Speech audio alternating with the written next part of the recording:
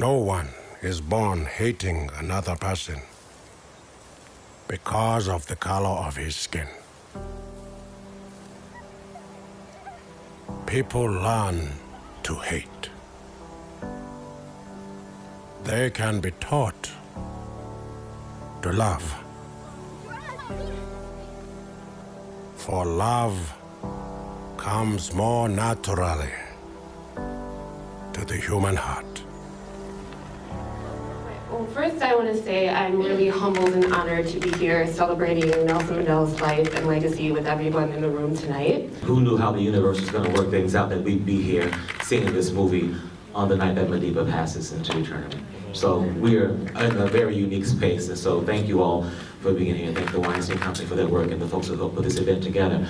I also want to say it's great to be here and also to have the opportunity to see the film. One of the things people can learn from Nelson Mandela in terms of leadership is that you have to be willing to sacrifice. You have to be willing to give for the cause and what it is that you believe in. Preparation is so important. You saw in the film how he was prepared when he was a young man in the manhood, scene that you saw. Preparation for everyone when it comes to leadership. If it's leadership in your home, leadership in your community, leadership in your school, it does begin at an early age. There comes a time when there remains two choices. Submit.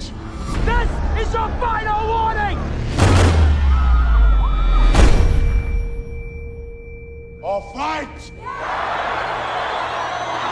That's one of the challenges that I think not only young people have, but adults as well, to do something, to connect, to make a difference. Recently, I had a group of my friends who are attorneys. We got together and we formed African Professional Alliance because being educated in the States, having experience here that our sisters and brothers in Africa don't have, we can use our knowledge and our skills to affect change and be leaders here to make a difference there.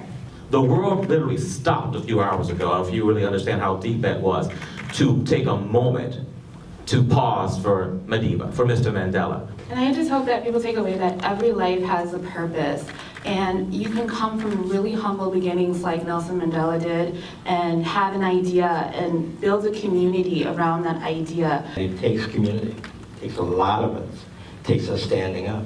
It has been a great year for films that focus on African Americans, and I think the next thing we have to do is to, in addition to support them, make sure more are produced, make sure more are produced by us and for us as well. And when they are made, we need to go out and see them. Opening weekend. Somebody wants me.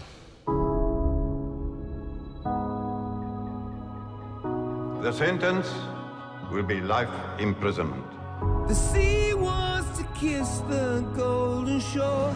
The sunlight warms your skin. You will never touch a woman or a child again. All the beauty that's been lost. You will die here. Wants to find us again. Alone, what can you do?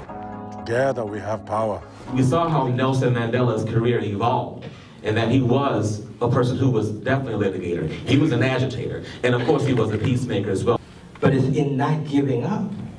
It's in looking back at our forefathers and saying if the captive Africans had said, there's no way we can be free, they would not have fought to get us to the point where we are today. This is an example of, okay, if these folks can go through this, surely, and the folks right here, our mothers and fathers before us that went through so much, surely we can take a moment to encourage a young man or a young woman.